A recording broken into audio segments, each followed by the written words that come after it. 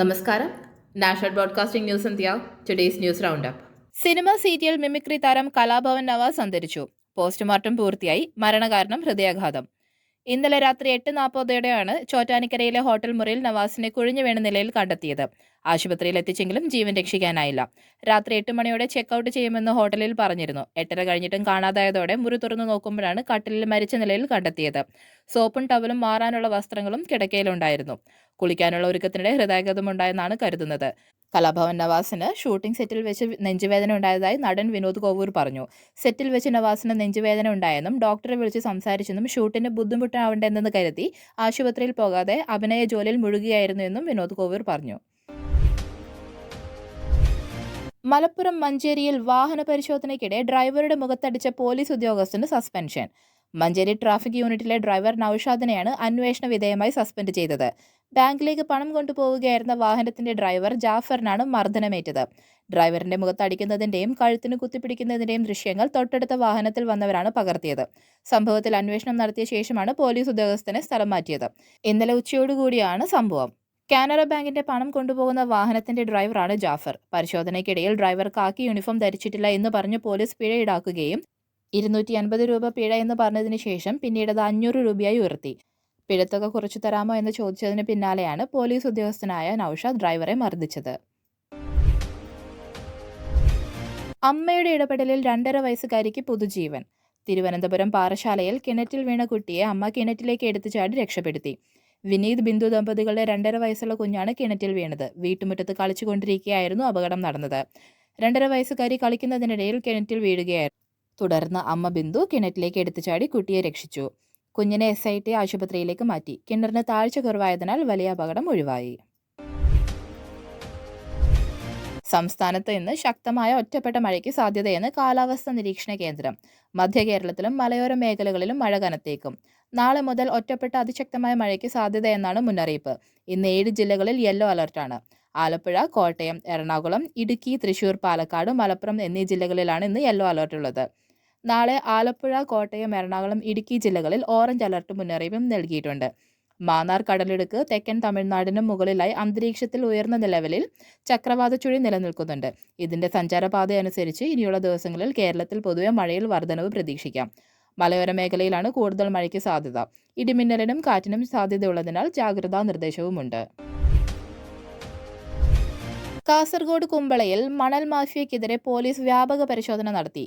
കടൽ തീരങ്ങളിലും പുഴയുടെ തീരങ്ങളിലും പരിശോധന നടന്നു. പിടിച്ചെടുത്ത മണൽ JCB ഉപയോഗിച്ച് പുഴയിലേക്ക് തള്ളി. തുടർന്ന് പിടിച്ചെടുത്ത മണൽ ചാക്കുകൾ നശിപ്പിച്ചു.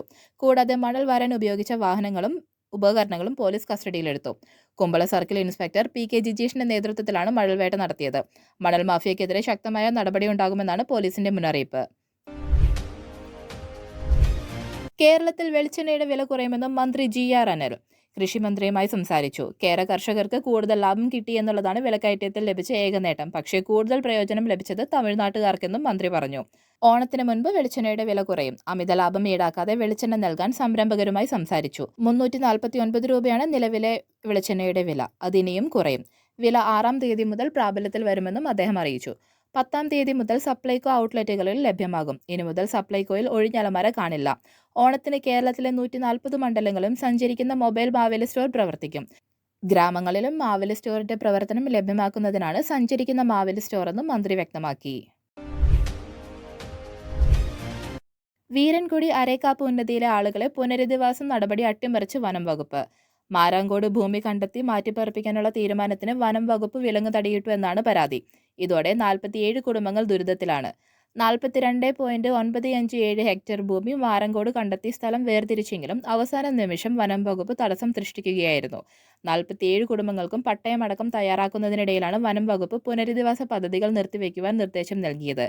ജൂൺ 15-ന് മാറ്റിപ്പാർപ്പിക്കുവാനായിരുന്നു തീരുമാനമെങ്കിലും മന്ത്രിതല ചർച്ചയിൽ വനം വകുപ്പ് എതിർപ്പ് അറിയിക്കുകയായിരുന്നു. ഉപരാഷ്ട്രപതി തിരഞ്ഞെടുപ്പിന്റെ ഷെഡ്യൂളുകൾ പ്രഖ്യാപിച്ച പശ്ചാത്തലത്തിൽ സ്ഥാനാർത്ഥികളെ എത്രയും വേഗം തീരുമാനിക്കുന്നതിനുള്ള ചർച്ചകൾ സജീവമാണ്.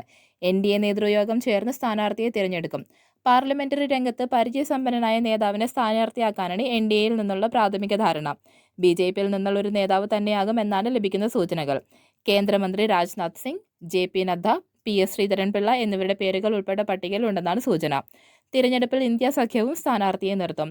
ഇന്ത്യ സഖ്യത്തിലെ ഏതു പാർട്ടിയിൽ നിന്നാണ് സ്ഥാനാർത്ഥി എന്നുൾപ്പെടെയുള്ള കാര്യങ്ങളിൽ അന്തിമ ചർച്ച ആയിട്ടില്ല. വിജയസാധ്യത എൻഡിഎ സ്ഥാനാർത്ഥിക്ക് തന്നെയാണെങ്കിലും ഏകപക്ഷീയമായി വിജയം നൽകേണ്ടെന്ന നിലവിലിരുത്തലാണ് ഇന്ത്യ മുന്നണിക്കുള്ളത്. തിരഞ്ഞെടുപ്പിൽ ഇന്ത്യ മുന്നണി പൊതു സ്ഥാനാർത്ഥിയെ നിർത്തുമെന്നാണ് തൃണമൂൽ കോൺഗ്രസിന്റെ നിർദ്ദേശം. ലയണൽ മെസ്സി ഡിസംബർ 14 വാങ്കഡെ സ്റ്റേഡിയത്തിലെത്തും. അവിടെ അദ്ദേഹം ഒരു ക്രിക്കറ്റ് മത്സരത്തിലും പങ്കെടുക്കും. മുൻ ഇന്ത്യൻ ക്രിക്കറ്റ് താരങ്ങളും നിലവിലെ താരങ്ങളും ഉൾപ്പെടെയുള്ളവർ പരസ്യത്തിന്റെ ഭാഗമാകുമെന്നാണ് ദി ഇന്ത്യൻ എക്സ്പ്രസ് റിപ്പോർട്ട് ചെയ്യുന്നത്. ഡിസംബറിൽ ഇന്ത്യയിൽ എത്തുന്ന മെസ്സിക്കായി ഒരു പ്രദർശന മത്സരം നടത്താനാണ് അധികൃതർ ലക്ഷ്യമിടുന്നത്. 7 കളിക്കാർ അടങ്ങുന്ന 2 ടീമുകളായി തിരിച്ചായിരിക്കും മത്സരങ്ങൾ നടക്കുക. എന്നാൽ മത്സരം നടത്തുന്ന കാര്യത്തിൽ അന്തിമ തീരുമാനം ഇനിയും വരേണ്ടതുണ്ട്. അതിനുശേഷം മാത്രമേ അന്തിമ മത്സരക്രമം പുറത്തുവിടുകയുള്ളൂ എന്നാണ് റിപ്പോർട്ടുകൾ. കൂടാതെ ഡിസംബറിൽ ഇന്ത്യയിൽ എത്തുന്ന മെസ്സി മുംബൈക്ക് പുറമെ കൊൽക്കത്ത, ഡൽഹി എന്നീ നഗരങ്ങൾ സന്ദർശിക്കുമെന്നും റിപ്പോർട്ടുകളുണ്ട്. ഛത്തീസ്ഗഡിൽ അറസ്റ്റിലായ കന്യാസ്ത്രീകൾക്ക് ജയിൽ മോചിതരായി. 9 ദിവസത്തിന് ശേഷമാണ് പുറത്തിറങ്ങുന്നത്. ബിലാസ്പൂരിലെ NIA കോടതിയാണ് സിസ്റ്റർ വന്ദന ഫ്രാൻസിസിനും സിസ്റ്റർ പ്രീതി മേരിക്കും ജാമ്യം അനുവദിച്ചത്. മനുഷ്യക്കടത്ത്, നിർബന്ധിത മതപരിവർത്തനം തുടങ്ങിയ ആരോപണങ്ങൾക്ക് ഛത്തീസ്ഗഡിൽ അറസ്റ്റിലായ മലയാളി കന്യാസ്ത്രീകൾക്ക് കടുത്ത ഉപാധികളില്ലാതെയാണ് കോടതി ജാമ്യം നൽകിയത്. 50,000 രൂപയുടെ 2 ആൾ ജാമ്യം, പാസ്പോർട്ട് സറണ്ടർ ചെയ്യണം, രാജ്യം വിട്ടുപോകരുത് എന്നീ ഉപാധികളോടെയാണ് ജാമ്യം നൽകാനുള്ള വിധി പുറപ്പെടുവിച്ചത്. കൂടുതൽ അപ്ഡേറ്റ്സുകൾക്കായി കാത്തിരിക്കുക നാഷണൽ ബ്രോഡ്കാസ്റ്റിംഗ് ന്യൂസ് ഇന്ത്യ.